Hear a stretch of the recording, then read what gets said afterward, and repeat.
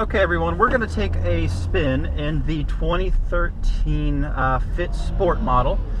This gives you a couple of upgrades over our base model. It gives you alloy wheels, it gives you steering wheel mounted radio controls, a little lip spoiler on the back of the car, as well as fog lights on the front, and paddle shifters right here, which I'll demonstrate in just a moment once we get away from some of the traffic.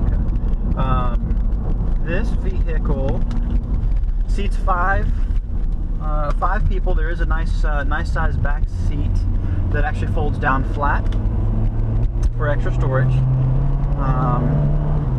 What I'm going to do here in a second for you, I've got it in automatic, so I'm just going to, and I don't know how close you can see it, but there's a little screen right down here that's going to tell me in real time what I'm averaging in my fuel economy. So right now, I've just got it in regular drive mode, and as I'm coasting along, I'm averaging roughly 40 miles to the gallon, according to my little gas meter here. Now, if I want to, I can hit the little button right down here, and I can check my trip. So I've got 98 miles on this particular trip. You have trip A and B.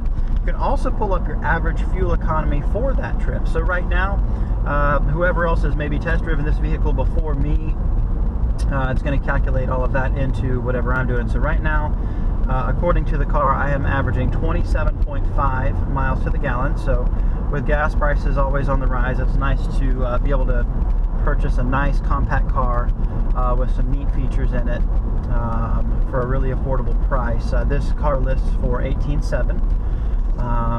And what I'm going to do once we get onto this little side road, I'm going to demonstrate the standard mode to you. I'm going to use the paddle shifter. So on my gear shift here, I'm going to slip it into standard mode.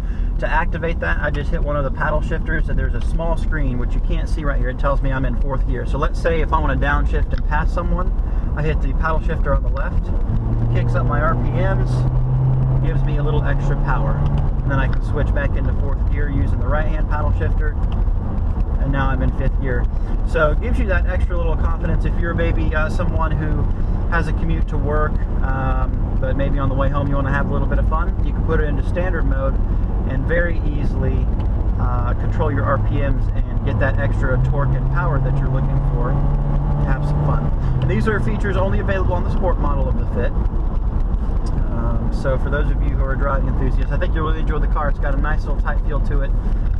You'll notice just looking out the front windshield, there's a lot of visibility. It's really nice visibility, and then there's 2 little accent windows on the front of each door as well. And that really helps when you're parking in a tight parking spot. It helps you be able to see the edges of your car. And again, I'm still in sport mode, so I'm revving it up. I'm in 2nd gear. I'm already up at 50 miles an hour at about 6,000 RPMs. I'll go ahead and switch it back into 5th gear here. And now that I'm coasting, again, I'm getting roughly 40 miles to the gallon, depending on if we're going up a hill or not. A couple other things that we'll briefly go over here. I think this is neat, even on a very affordable vehicle. It does still have the name of the song. There's a little title button that I've hit before we started the test drive. I'll crank the radio for you for a moment.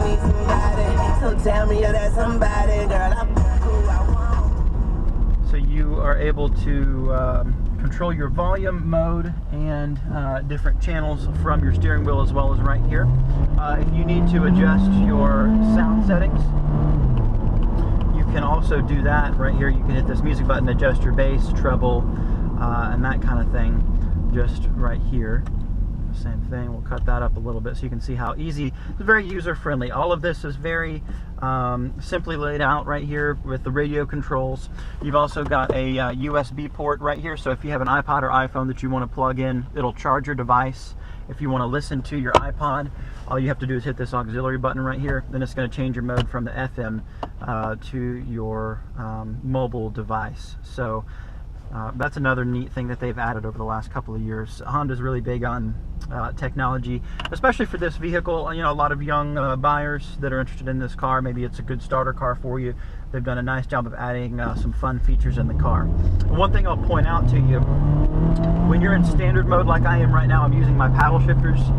When you get up to a stoplight, it's going to automatically put it back down into 1st gear for you, so you don't have to sit there and click down in your gears. So I'm I'm going to shift down into 5th gear since we're coasting down this hill. My gas meter's now going to tell me I'm getting close to 80 miles to the gallon. So, you know, it all depends on how you drive. You can certainly maximize your fuel economy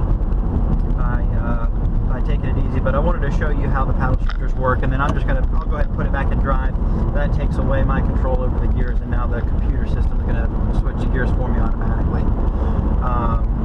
It's maybe hard to see, but it's really neat at night. There's little blue accents right up here on the dashboard for your RPMs, your speedometer, and your gas meter, which is a lot of fun. You know, very youthful styling on this car. And one thing I always tell my customers, you know, I'm 6'4", and if I can fit into this car, then anybody can. It's very pleasantly surprising when you get into it. There's a lot more room in here than maybe you would initially think, having looked at the car from the outside. It's certainly a compact vehicle, but Honda has done a really nice job of utilizing the space on the inside of this car. So thanks for riding along with me. I hope you enjoyed our time together, and we'll see you next time.